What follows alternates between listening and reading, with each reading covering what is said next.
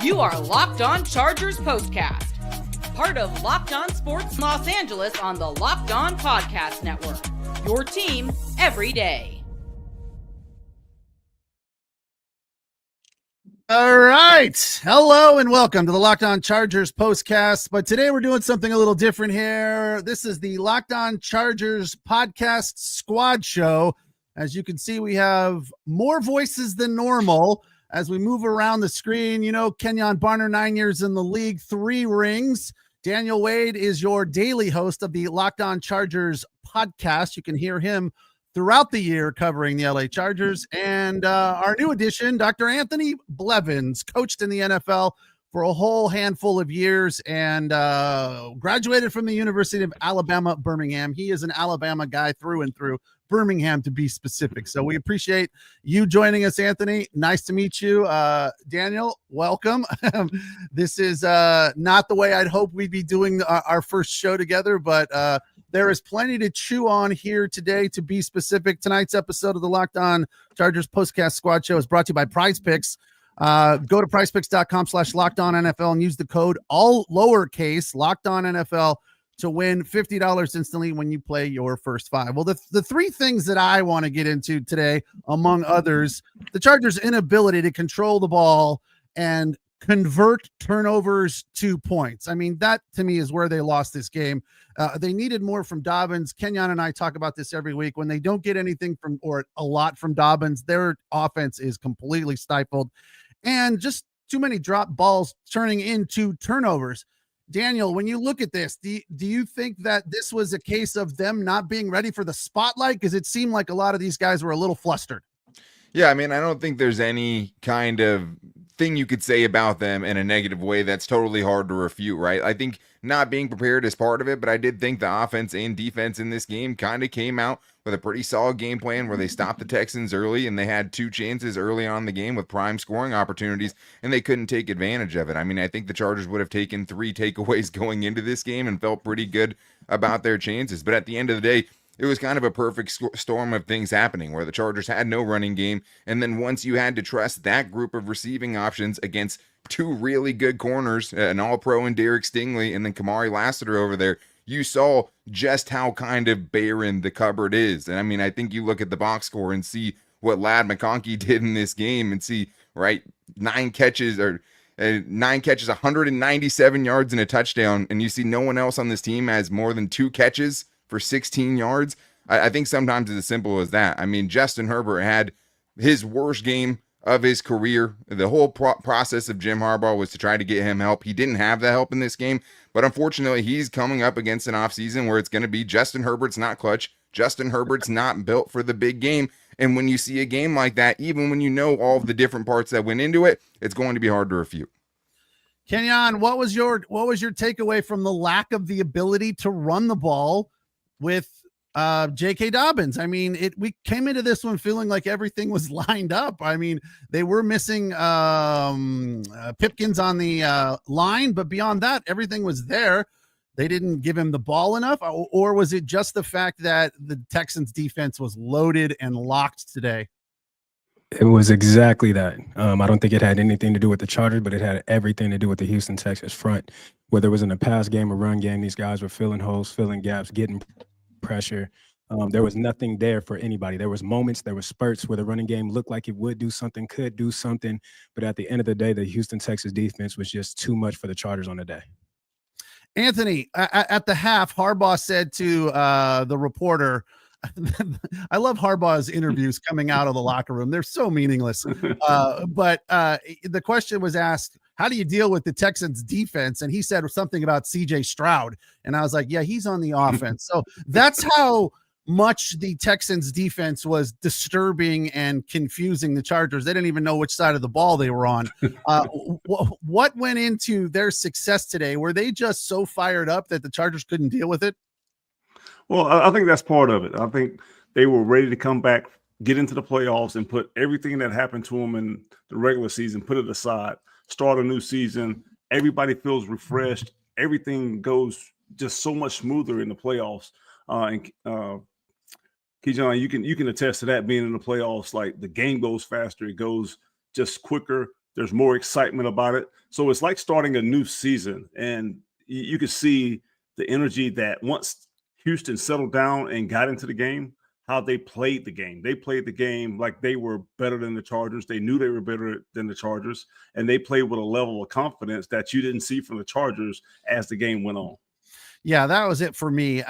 They mentioned that they gave up, 400 plus yards in the final week of the season. So they had a chip on their shoulder and something to prove. But to me, it felt like there was so much more confidence from them. They were just dominating. And even look, I hated to call this game over when the Chargers turned 2 turnovers into 3 points, but that to me was when the game was over. I was like, you cannot let that happen.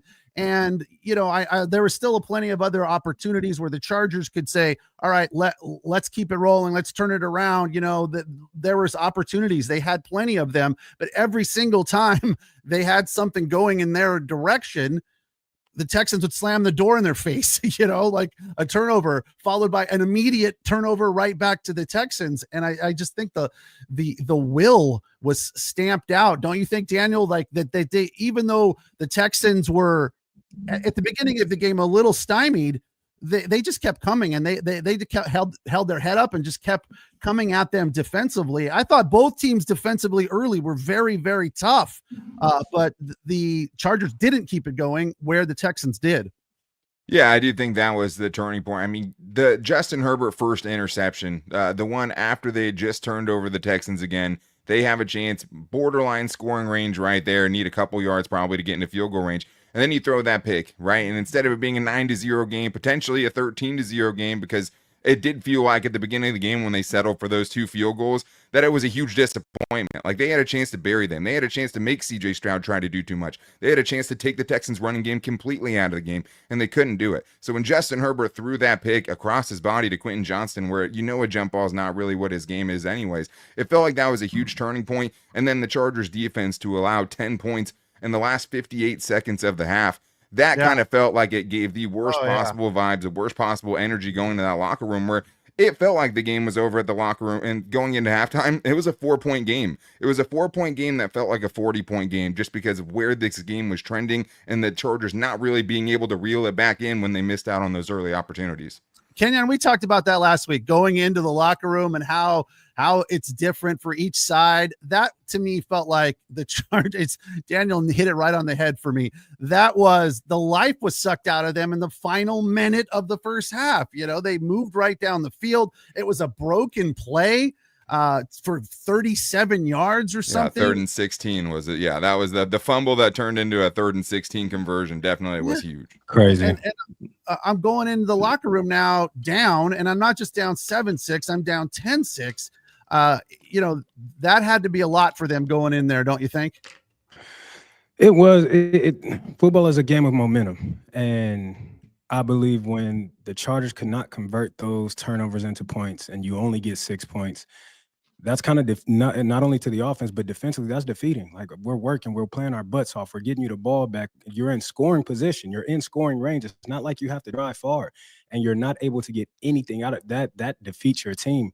Not only that, then as you said, to give up 10 points in the last 58 seconds of the half, you kind of take the win right out of themselves, and then coming out, Houston getting the ball back. It's just a lot to overcome, and they just mentally, the Chargers to me didn't look checked in. This did not look like the Charger team we seen last week and that we had seen throughout the season. Mentally, they just didn't look there today.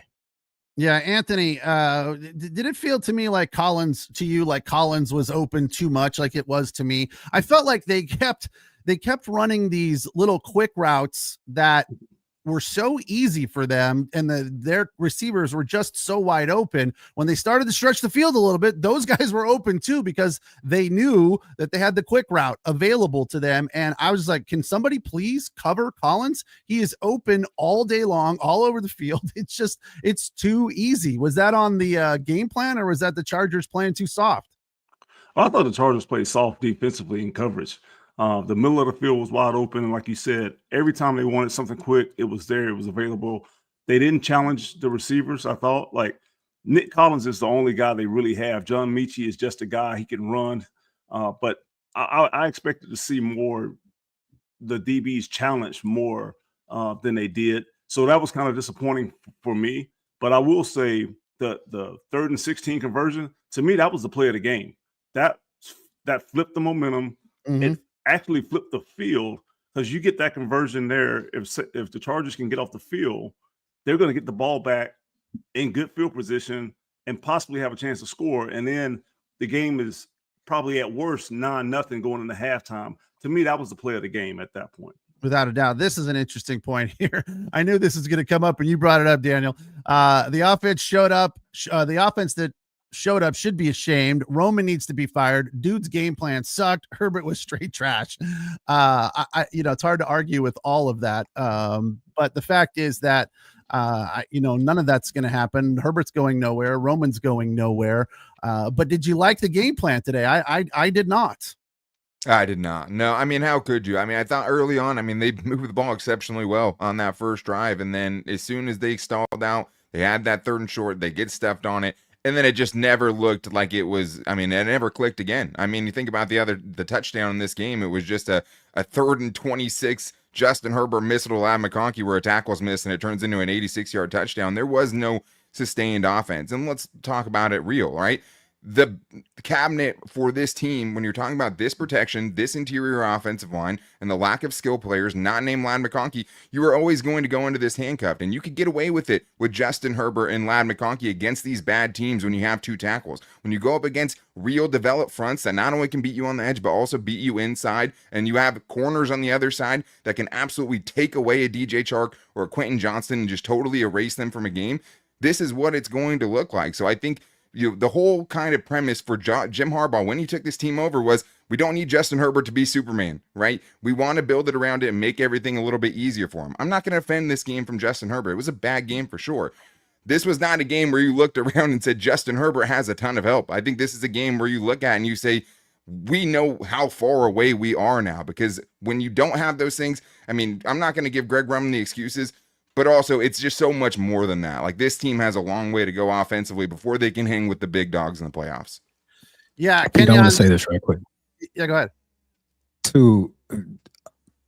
Greg Roman no doubt has to do better, but when your players don't show up, I don't care what game plan you have, it's not going to work. It's not going to be effective. Yeah. Herbert did not show up today. Disley did not show up. Offense did not show up today. So Greg Roman could have put together the perfect game plan, and we will never know because the guys as players weren't mentally checked in. Disley had 2 awful drop passes, one causing an interception.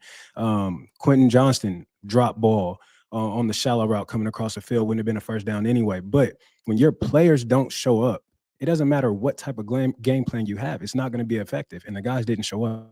So I don't want to completely allow the fans to dump on Greg Roman, because at the end of the day, the players got to go out there and execute.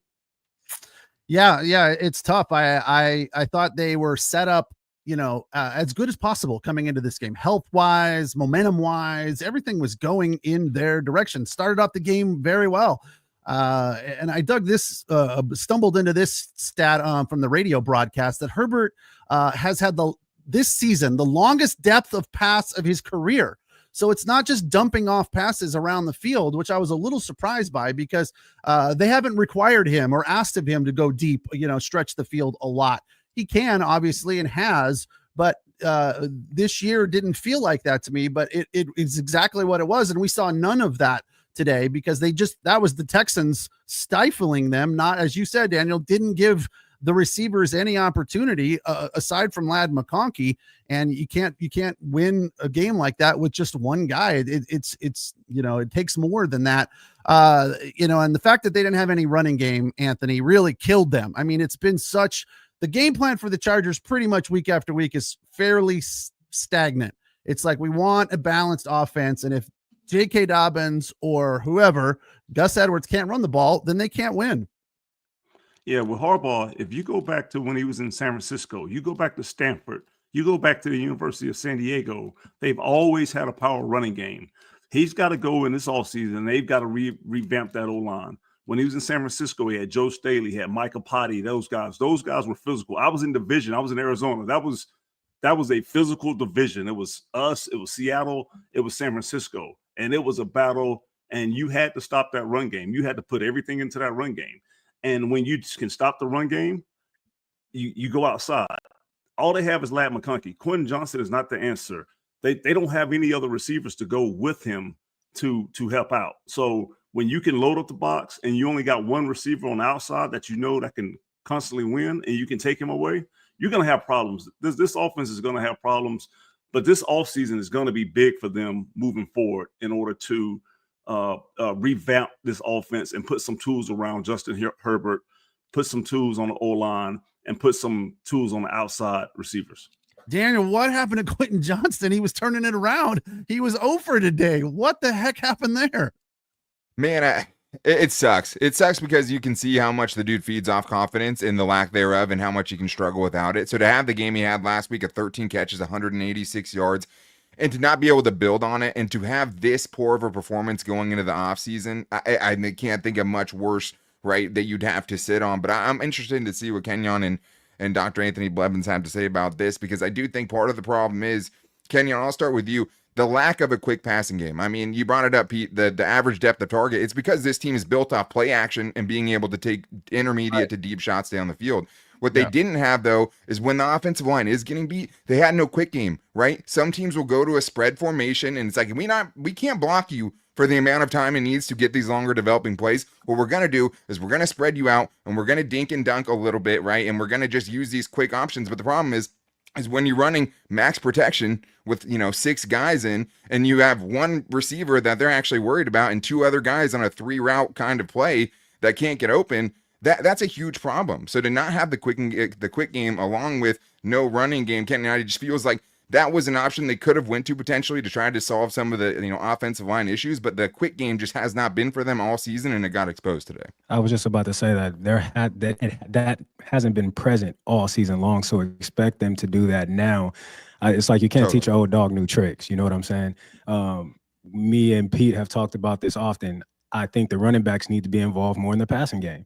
Like you said, I can't continue to protect you with 6 guys and eliminate my running back from being effective in the game. So they could have ran slants, they could have ran bubbles, they could have did a lot of things that they haven't done all season long. Me and Pete have talked about it. Certain times they would run slants, they would run the quick outs, but then they would never go back to it. They get away from it mid-game. That's kind of been the Chargers' MO all season. Something's working, we don't go back to it, or we need something and we don't do it. So again, I don't want to dump all on Greg Roman, but Greg Roman also has to take accountability for some of the things that didn't take place and wasn't present in the offense throughout the entire season, not just today. Yeah. The other side of the ball, though, which we can talk about in the next segment, was very good for the Chargers. They kept them in the game without a doubt. But yeah, Dissly to me was surprising. We have all season long, Kenjon and I have kind of, praised him because not only is he good blocking tight end, he can catch the ball. He's got good hands. Today he was a blocking tight end. I mean, it was just terrible. I don't know if it was a situation where, the lights were a little bit brighter today. It just, there is something to be said for turning it on, being your best when your best is required. And that was not Will Dissly today. Don't you think? Just a big, huge part of why this team lost today. Yeah, I mean, it had to be. I mean, I think it is. We knew that his specialty was blocking, right? Like, that's what he was brought in to do. I mean, Andy Bischoff, when he talked about it at his press conference, said he's one of the few tight ends in football that can control the C gap and own the seam gap as a tight end. That's what he was brought in to do. The problem is he's never been that kind of receiving tight end, and he's been really good by the standards of what Will Dissly's been able to be at this point in his career, but, like, that's never been what his game is. So to think that he's going to turn into something other than that is probably wishing too much. At the same time, you're talking about passes that are right to you, right? These weren't contested balls where you're asking a dude to outplay what his level of play is. These are routine NFL plays that you're talking about a swing of potentially 14 points with just Will Dissly. I know what the score of this game ended up being, Anthony, but like when you have points like that where you have a 2nd and 19 where you have a guy drop a 17-yard pass where he's wide open, probably walks up for the first down on that one. And then you have a borderline pick 6 where, they take it all the way back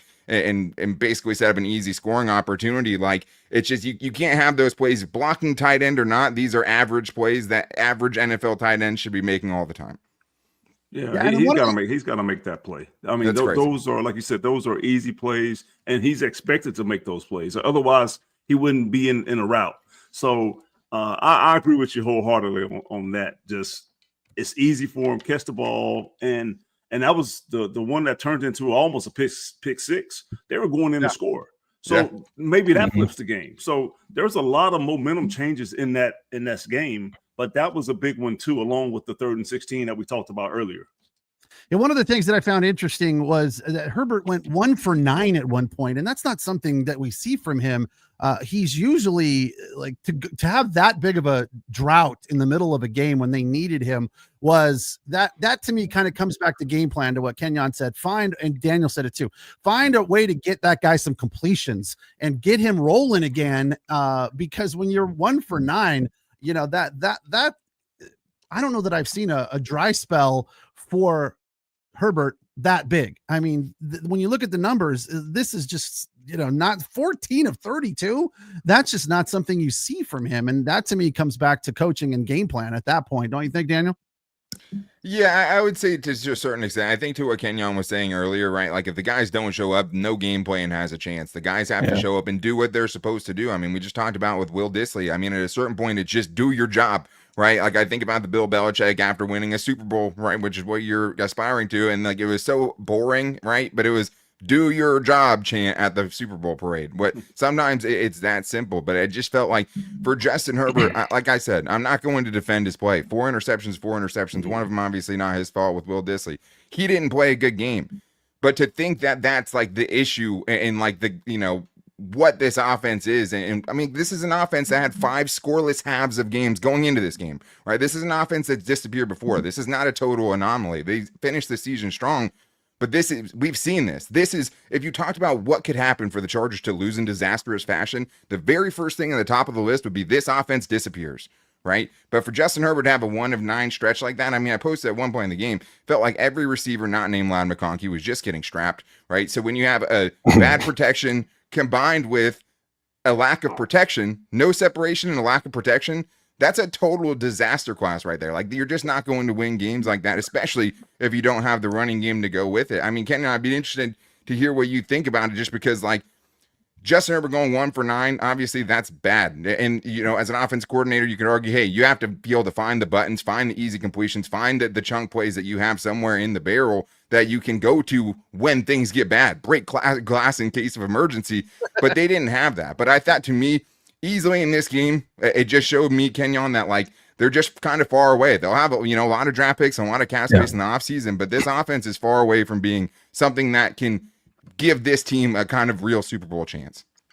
Without a shadow of a doubt, Greg Roman, coming from Baltimore, is used to a powerhouse offense, used to having guys everywhere all over the field, and he doesn't have that here. But I'm gonna answer your question, but I want to get to Herbie for a second. I am one of the biggest Herbie fans that you will meet. Herbert is my guy. But Herbert wasn't good. That's the point blank period. He did not look like himself all game long. So for him to go through that one of 9 stretch, even then, this was not the Justin Herbert that we are accustomed to seeing game in and game out. He overthrows, leading guy. He was just all over the place. Again, mentally not there. And then going back to, you were asking about the running game, if I'm correct?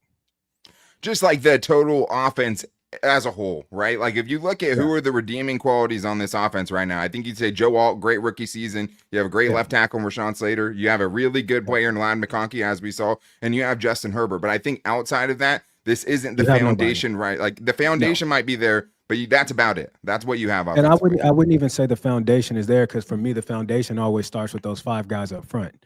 You have a couple pieces, but you don't have the entire puzzle together. You have 40%. Yeah, you know what I'm saying? So you definitely got to go out and you have to get guys, whether it's through free agency or drafting, whatever it is, you got to make it happen. But not only that, I think that Ladd has been phenomenal all season long, showing up in big time and making big time plays. I think you have to go get a true number 1 receiver, somebody that outside of Ladd, that when it gets tough and it gets hard, you can turn to them and go to. They don't have that. I know Palmer not being there today, that was probably big for this offense as well.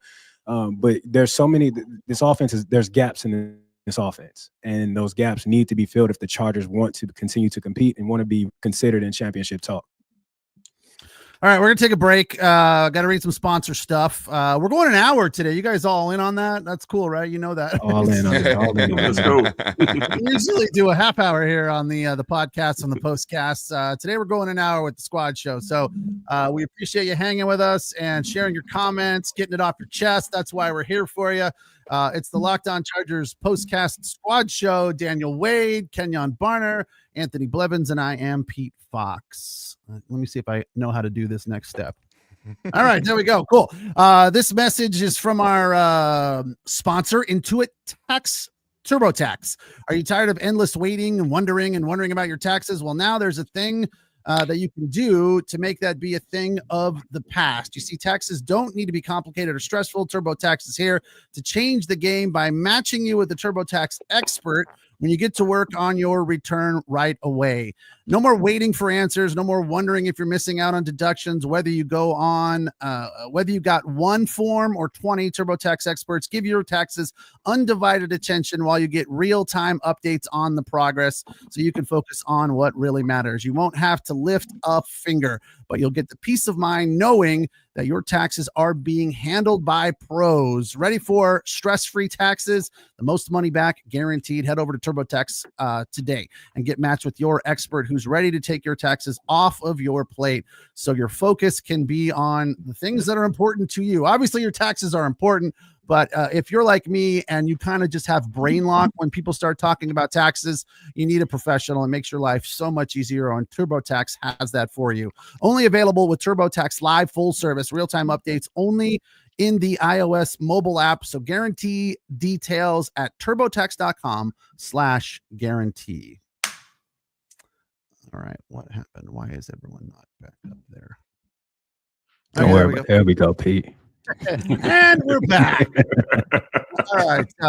It's the Locked On Chargers postcast squad show. We're talking about a rough loss today for the 5 seed that came in favored, 2.5-point favorite against the Texans, who were kind of in a tailspin at the end of the season. So I think Charger fans had their hopes up, which makes this one even a little bit tougher to swallow. 32-12 the final. J.K. Dobbins ran for just 26 yards. Gus Edwards, 7 carries for 22. Ladd McConkey had a touchdown, which was an 85-yarder. So he finished with 197 yards and 9 receptions. But from there wasn't anything to report worth a damn.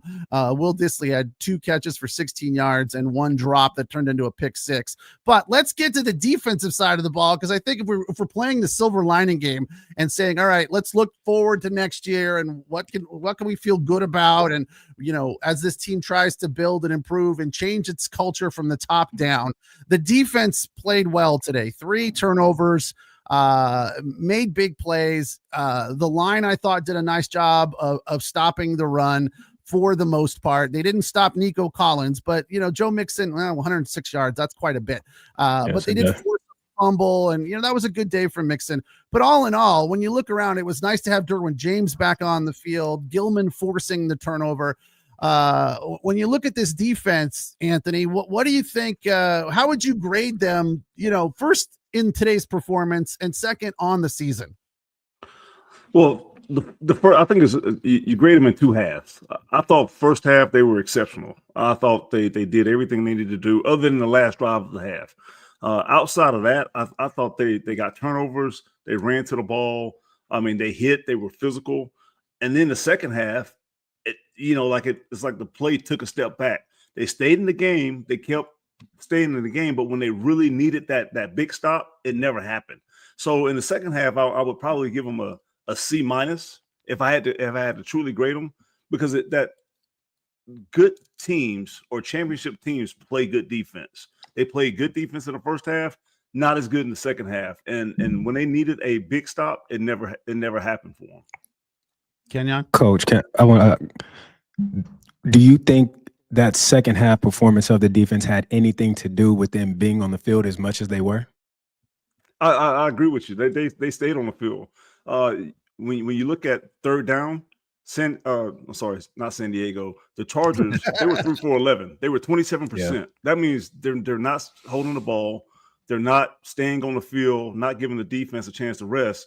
And third down, when you don't win third down or you play that bad on third down, you're not going to win ball games, especially when you turn the ball over 4 times. You're not going to win.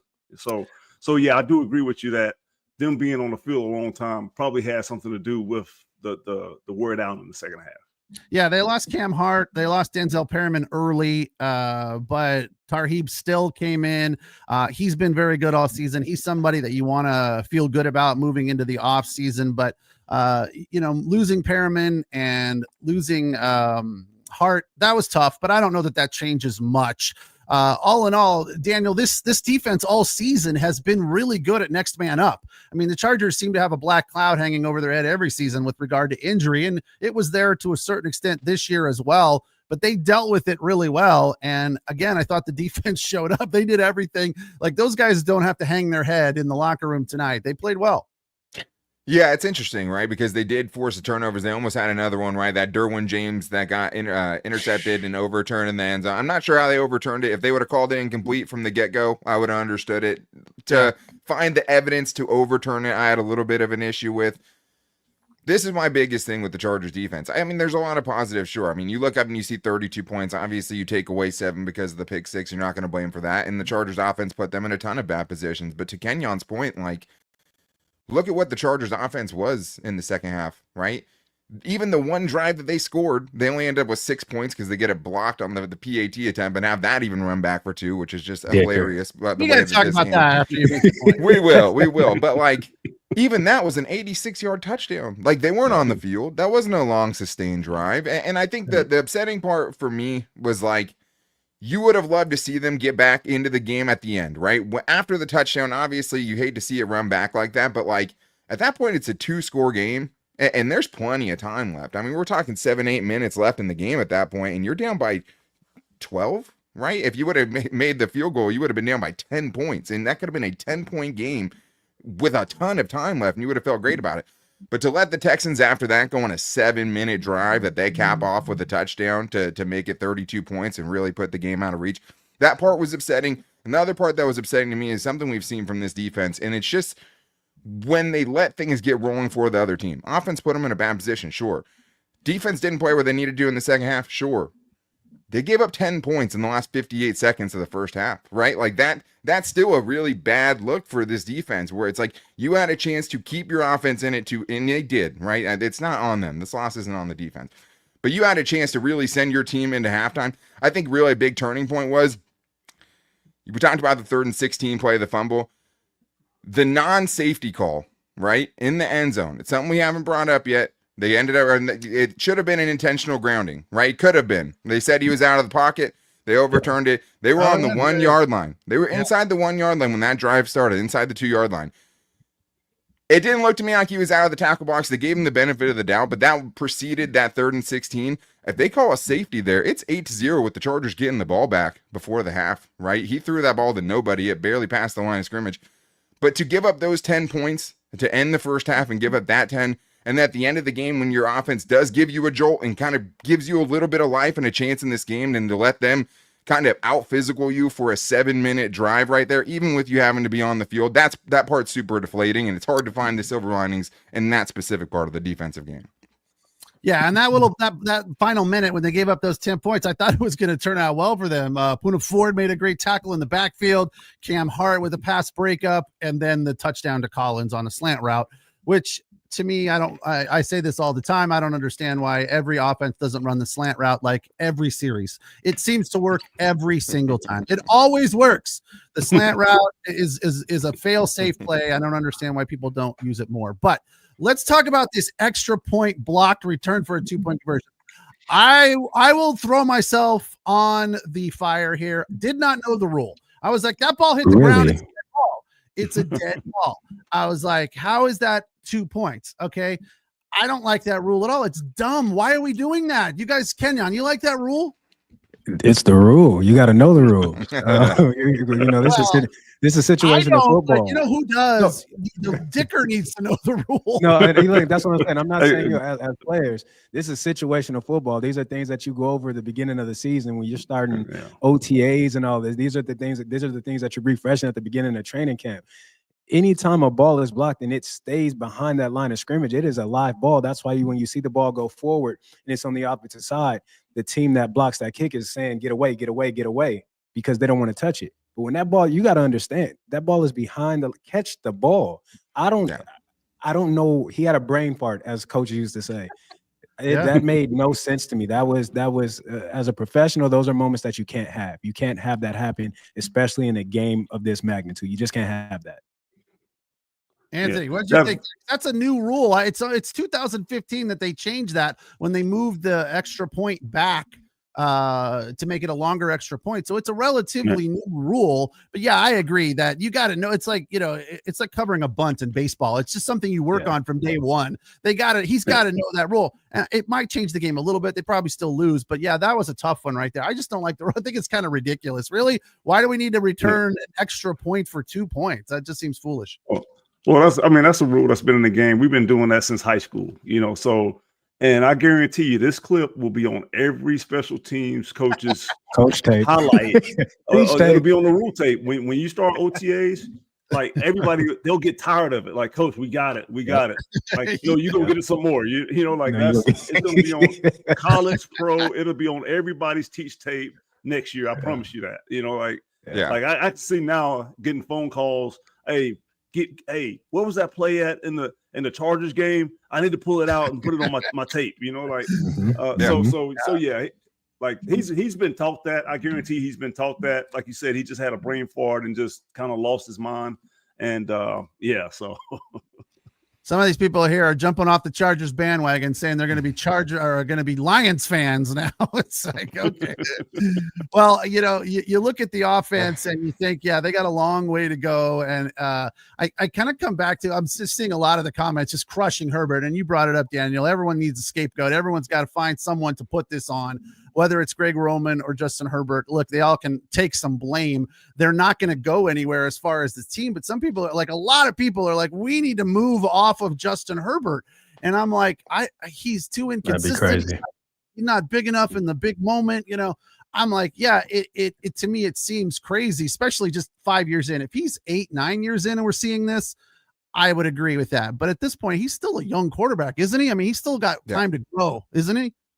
Yeah, he's 26, right? Like I feel for Charger fans, man. Like, you know what I mean? In this moment, you're going to be hurt and you're going to lash out because the dude who got you here, the dude who brought you 11 wins this season and has been Superman for you so many times, showed up and the enemy had kryptonite, right? Like that just is what it is. Like the guy who got you there and the guy who touches the ball on every play is going to be the scapegoat. And it's not even really a scapegoat because he deserves the criticism that he gets from this point in the micro, right? For this game. He was a bad quarterback in this game. And I think what Charger fans are coming to terms with right now is just the fact that they have to sit with this. They have to listen to every national analyst and everybody who doesn't watch Justin Herbert on a weekly basis, bag on him and pretend like the quarterback we saw in this game is the quarterback that wears 10 for them every week, which it just isn't, right? Like the dude had 3 interceptions all season. It doesn't matter how many bad teams you play. You don't fluke into that.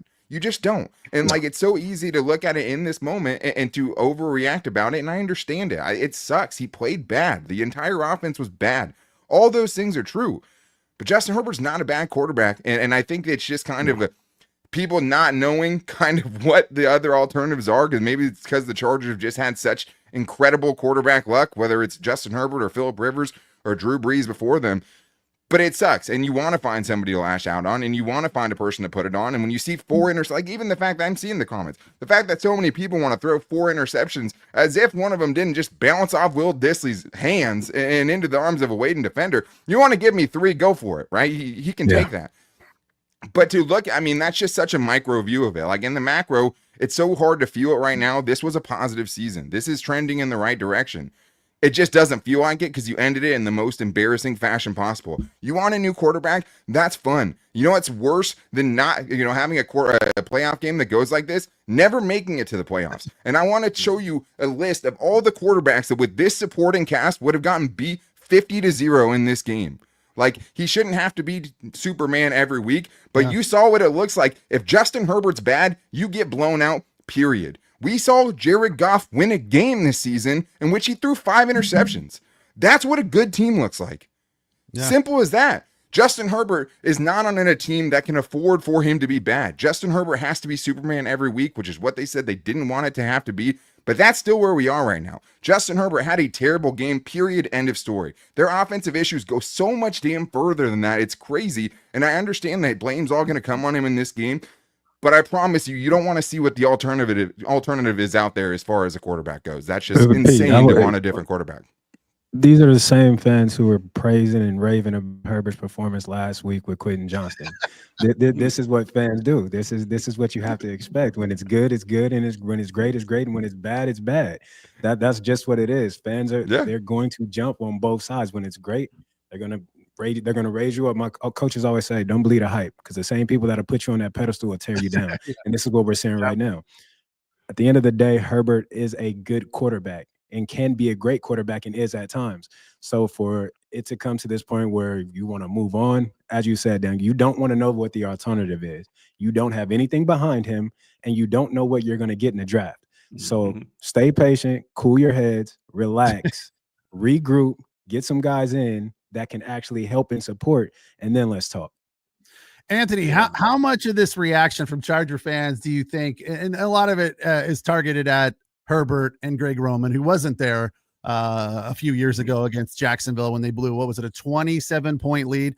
Yeah. How much of this today is still tied to that unraveling a few years back? Yeah, and until he wins a playoff game, it's going to be this type of reaction. But I'll tell all 100%. The fans out there, he's better than 25 quarterbacks in this league.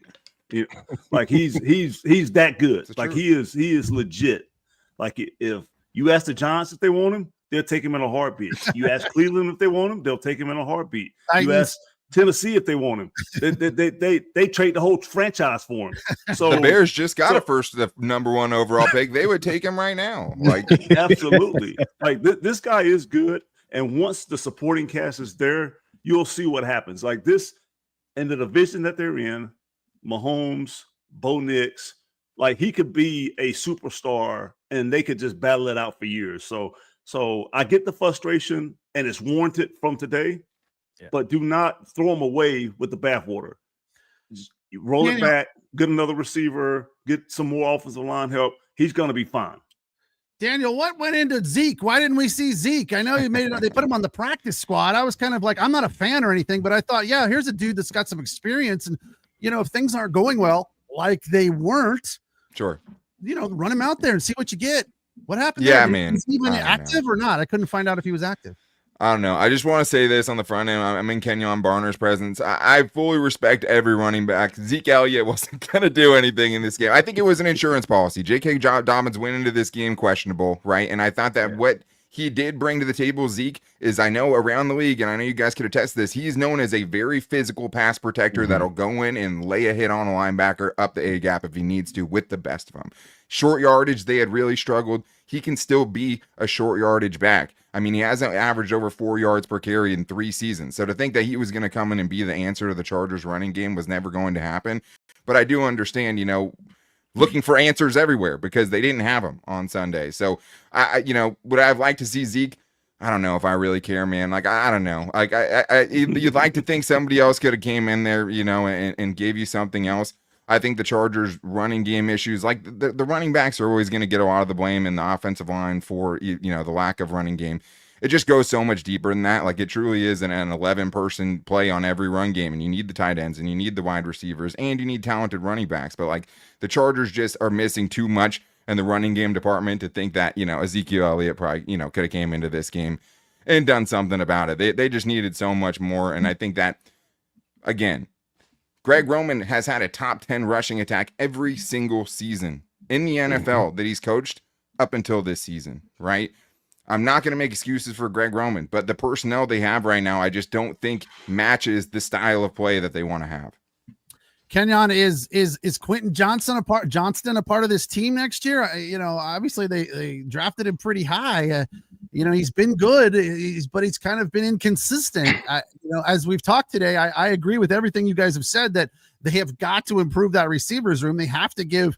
They started this year by wanting to beef up the line to guard Herbert, and they did that. It could be better, but I feel like it's pretty good, and it has been good all year. But the receiving that room definitely has to be improved. Like, who are the guys that are going to be there next year, you think?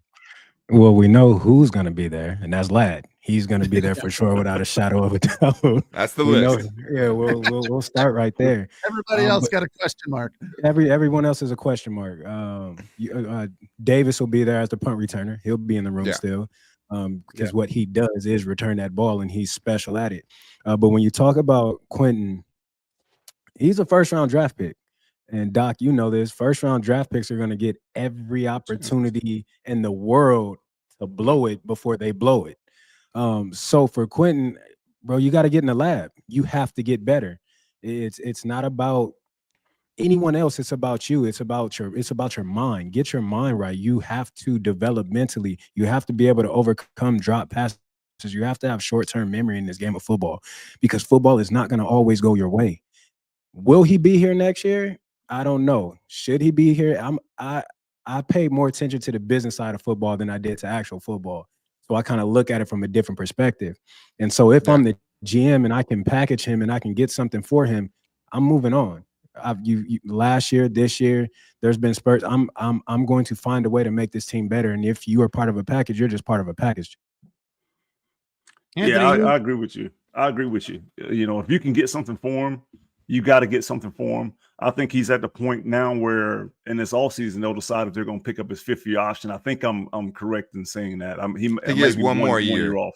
Because he's going into year 3 next year, and I think after that when you pick up the 5th year. After that, so he'll be there. There's no question. He'll be on the roster next year, unless he's moved, traded. Yeah, unless he's traded. But he has to get into the lab, like you said. He's got to get on the jugs machine. He's got to stay on the jugs machine, like starting tomorrow. He should be on the jugs every machine day, all day. Yeah, like I mean, that's where his deal is. He's a big physical guy. He can jump out of the gym, but like you can't count on him. You can't count on him because you don't know if he's going to catch the ball or not. So that's going to be his issue. But he's got to start working on that tomorrow. There's no off season for him. My fault. Go ahead, Pete. Yeah, we got to take a quick break. And when we come back, I want to get into a reaction to a comment here from Cliff. And anytime somebody has a handle that is just a name, I always I tend to look at that because it's easier than some of these other ones. But we got a lot of names today. So Cliff has an interesting question about the O-line and the team and how it fits in with Jim Harbaugh. So we'll get to that after the break. It's the Locked On Chargers postcast. Pete Fox, Kenjon Barner, Daniel Wade, host of the Locked On Chargers daily podcast, and Dr. Anthony Blevins, who coached in the NFL for a bunch of years. So we'll come right back and get to the makeup of this team in general. More of what we've been talking about here on the Locked On Chargers postcast squad show. All right, it's playoff time, as you know, in the NFL. If you're like me, you want to make the most of these final weeks of the season or the playoff season, then head over to Prize Picks and get in on the action there. With Prize Picks, you simply click more or less on player stats like total passing yards, rushing touchdowns, and for a shot to win up to 1,000 times your money, you can make your picks in less than 60 seconds. Whether you're looking for a flex play to boost your payout or you want cash out quickly, Prize Picks has got you covered with over 10 million members and billions of dollars in winnings. It's clear that people are loving this platform, and it's really easy to get involved. And more importantly, it's easy to get your money when you win. They do it with PayPal, and that is cool because you get it in like a half an hour. Head over. You can do it on PrizePicks.com, or you can download the app. That's what I've used. Use the code LOCKEDONNFL. Download the app today and use that code LOCKEDONNFL to get $50 instantly when you play your first $5 lineup. That's Prize Picks. Run your game. And today's show also brought to you by FanDuel. Right now, new customers can bet $5 and get $200 in bonus bets guaranteed. That's $200 in bonus bets. Win or lose, FanDuel.com, or go to the app. They give you everything you need to make live bets, same game parlays, and so much more. Visit FanDuel.com, join today, and get started with $200 in bonus bets. Win or lose, FanDuel.com, official sportsbook partner of the NFL. All right, Chargers 5 fall today in this wild card round to start the first weekend of the playoffs, 32-12 against the Texans in Houston at NRG. Here's Cliff's question or point. Yep, the O-line is currently built for a high-flying pass offense, and that's not Harbaugh's game. He likes to run the ball. He wants to pound it down your throat, 4 yards in a cloud of dust. What to Cliff's point? I like his point that, what they've got is maybe not, the parts don't all add up. And, maybe they need to continue to try to build a team that fits Harbaugh's style a little bit more. What say you about that, Daniel? I agree. I mean, the interior offensive line for parts of this season are not good enough for any offense, right? So I think that might be oversimplifying it a little bit, because it's like, okay, if you're not going to pass pro, you think, okay, well, you're getting run blocking, right? Well, okay, but what if you're not doing either one? Like, that's not built for any offense. There's no offense built around not being able to run the ball with your offensive line or being able to protect your quarterback when you're throwing it. So, the Chargers' interior 3 offensive linemen this season have been 3 of the worst pass protecting interior offensive linemen on the whole for the entire season. This is not a new problem that's just popping up. That has to be addressed. They're going to have to spend big money there, and I think that is probably going into this offseason. You need proven commodities. You need to, like you said, Jim Harbaugh, it's built through the spine, right? Like, it's in the trenches. It's the interior offensive line being able to get push in the run game when you want it. That's just been non-existent all season. They've never been a good running game. I mean, and J.K. Dobbins had a few explosive runs early in the season that made those rushing totals look probably a little bit better than they actually were, because he just had a couple where he broke off and had some spectacular individual efforts. So this is not a team right now that's built in Jim Harbaugh's image. And I think where that really hurts them as a whole team, and Justin Herbert specifically, is like, Jim Harbaugh gets the credit for being the good coach. Nobody's going to question that, right? The problem is Justin Herbert doesn't have a Brandon Staley meat shield this time around to take all the bullets. So when you see Harbaugh, you're assuming, okay, this is a team that can run the football and can basically make Justin Herbert a game manager. That's not a game manager. That's Justin Herbert needing to play Superman, right? And those are 2 very different things. I think this team in one offseason, taking over a team that was $60 million over the cap, taking over the team that had a lot of huge aging veteran contracts that they had to try to work around, could only do so much. You got a lot of return on investment on a lot of 1-year deals that really, really worked out for you, right? All of the guys that you have as far as the Puna Fords, insane, Tier Tart, Elijah Molden trade, like, they did so much with what they had to work with, but it just never was going to be a 1-year build. They were never going to be able to turn this into a team that looked like a Jim Harbaugh team in one offseason, $60 million over the cap, and no real excess of draft picks. It just never was going to happen. But I think in this game, you kind of just saw what the gap is and kind of how far they are away from looking like the normal Jim Harbaugh teams that we've seen in the past. Kenjon, obviously you've been a part of successful Super Bowl winning franchises, and how the harmony that goes into winning a Super Bowl is a big part of it.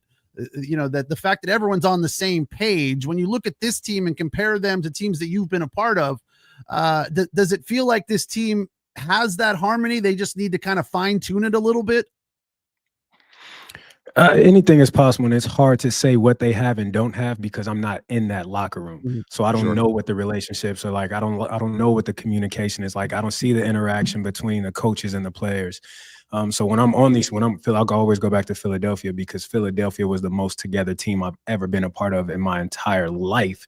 When you look at a relationship between a coach and a player, I can look at Harbaugh and I can look at Herbert, and I can see that relationship there. I go to Philadelphia, Doug and Carson and Doug and Foles.